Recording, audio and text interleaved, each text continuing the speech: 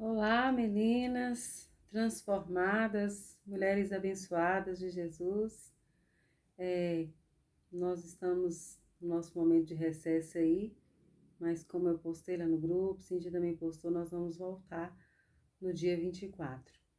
E nós estamos seguindo a nossa leitura, né, de João. O último capítulo foi falado por Juliana, que foi o capítulo 4, que foi maravilhoso, falou profundamente aos nossos corações. E agora eu venho aqui, neste momento, fazer a reflexão, alguns apontamentos do capítulo 5.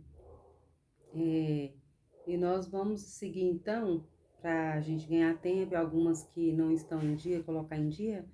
O capítulo 6 será desse próximo domingo ao outro domingo. Então, na outra terça, que vai estar escalada a pessoa para fazer a reflexão. Aí vai dar tempo quem não leu 4, 5, colocar, né, em dia. E aí, então, vai ter maior tempo para os 6. Mas vamos lá? Vou falar rapidinho aqui. É maravilhoso esse capítulo, as lições que a gente tem tirado são muito importantes, um conhecimento muito profundo, né? E que o Douglas Gonçalves tem feito lá e com o convidado deles. Vai ser um conhecimento profundo mesmo e maravilhoso. Aqui no capítulo 5, nós vemos então, houve a cura de um paralítico, ele estava ali naquele tanque, né? Naquele lugar em que eles citaram em que tinha cheiro de morte. E imagina, realmente eram só pessoas que só tinham, assim, como eles mencionaram lá, assim, dificuldades na área da saúde, assim, em situação já terminais, pessoas que estavam mesmo em busca de uma cura, de um milagre, de forma desesperadora. E Jesus curou lá aquele homem que estava há 38 anos, né? É, e com essa enfermidade. E Jesus curou então no sábado. É um ponto que eu quero destacar aqui também, dessa cura no sábado. Ele estava confrontando aquele sistema religioso, um sistema religioso de tradições, um sistema religioso que escravizava as pessoas, né, o povo naquela época. E Jesus então estava rompendo isso e causava escândalo. Eles até citaram o fato de que nós devemos prezar por não causar escândalo, né? Mas no que sentido? Quando a gente vai fazer algo que a gente sabe que uma pessoa vai escandalizar, a própria Bíblia fala que não, que entre você e Deus não tem nada. Mas se para o irmão ele vai ser escandalizado, você deve deixar de fazer por amor ao irmão. Então são coisas mais comportamentais. Mas Jesus aqui, nesse ponto, ele estava rompendo um sistema, né? Rompendo um sistema que estava de escravidão, né? E Jesus veio para causar essa liberdade de religião, de religiosidade, mas sim uma proposta de que Ele próprio é a verdade que liberta, a qual nós devemos seguir. Jesus então curou. Então, o primeiro ponto que eu quis destacar foi esse lugar cheio de morte. O segundo ponto que eu quis destacar, coloquei aqui no meu caderninho, né, que nós ganhamos, tô fazendo as anotações. O segundo ponto foi esse aí da questão de escandalizar. Mas, outro ponto também importante, eles citam de que de que Deus nos criou o homem para dominar sobre a criação e não para dominar um homem sobre o outro. Então, por isso que Jesus veio libertar dessa escravidão e desse domínio de um homem sobre o outro. Um outro ponto interessante é que Jesus curou, né, aquele paralítico. Jesus curou ele e ele não reconhecia a Jesus. Ele estava paralítico ali há 38 anos. Foi um fato marcante Jesus ter curado ele. E mais à frente, Jesus falou com ele, conversando com ele no versículo 35. Jesus lhe perguntou: Você crê no Filho do Homem? E ele pergunta: Quem é este para que eu creia? É que eles destacam o fato de que Jesus curou ele, mas ele não conhecia Jesus de fato. Então, ele não conhecia, não tinha uma aliança, não tinha um pacto com Jesus. Foi daqueles que estavam à espera apenas do milagre e não de Jesus em si. Outro ponto muito importante que eles destacaram, além desse, né, de algumas pessoas às vezes tá na igreja a vida toda, mas não conhece a Deus de fato, não tem uma aliança, um pacto verdadeiro com Ele. O fato de Jesus dizer que Ele carregava a natureza do Pai e que nós passamos a ter o poder de sermos filhos de Deus, né, aos que crerem em Jesus.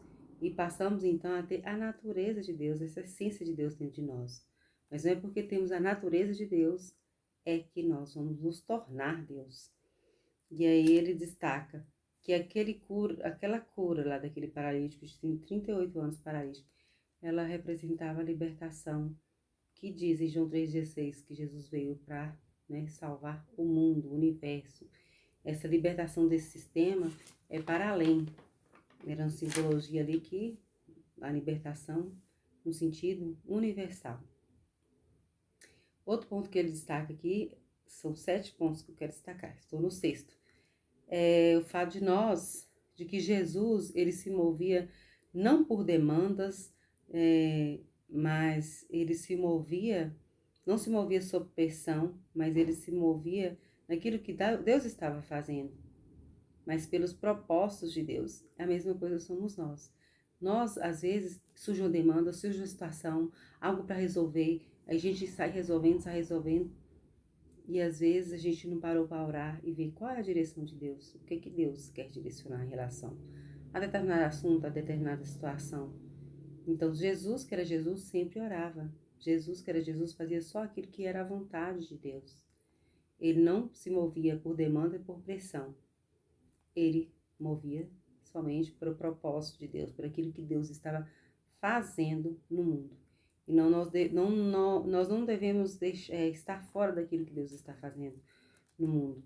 Devemos orar a Deus e buscar qual é a vontade dele, para que eu estou aqui, o que Deus quer fazer na nossa vida, na nossa família, no nosso trabalho, nas nossas finanças, nas autoridades, na rede, né? Na internet, o que Deus quer fazer na rede, nos nossos filhos, nos nossos amigos, na nossa família, o que Deus quer fazer. O que Ele está fazendo, o que Ele quer fazer, é nesse lugar que eu tenho que estar. Onde está a vontade de Deus, onde Deus está atuando. O 7º ponto e o último que eu quero destacar é que Jesus nos libertou da ira de Deus. A Bíblia já fala, né, horrenda coisa é cair nas mãos do Deus vivo. E que, sim, lógico que temos Jesus, não vamos para o inferno, né? Mas a libertação foi um ponto muito importante que eles destacaram, foi isso. Sim, do inferno do diabo, mas a libertação maior é da ira de Deus. Porque aqueles que não se arrependerem, não se converterem, não se arrependerem dos seus más caminhos e não viver aquilo que é a vontade de Deus, o propósito de Deus, sobre ele virá a ira de Deus. Nós já vemos muitas coisas dos sinais dos tempos estão acontecendo no mundo, né? Pai contra filho, filho contra pai, famílias sendo destruídas, economia, finança, pandemia, abalos sísmicos, tsunamis, tantas coisas, tudo está acontecendo. E muitas coisas são sinais do fim da vida de Jesus. E Ele é nosso Salvador, mas Ele virá também como juiz. E nós precisamos estarmos firmados na palavra do Senhor e sermos livres dessa ira de Deus que virá.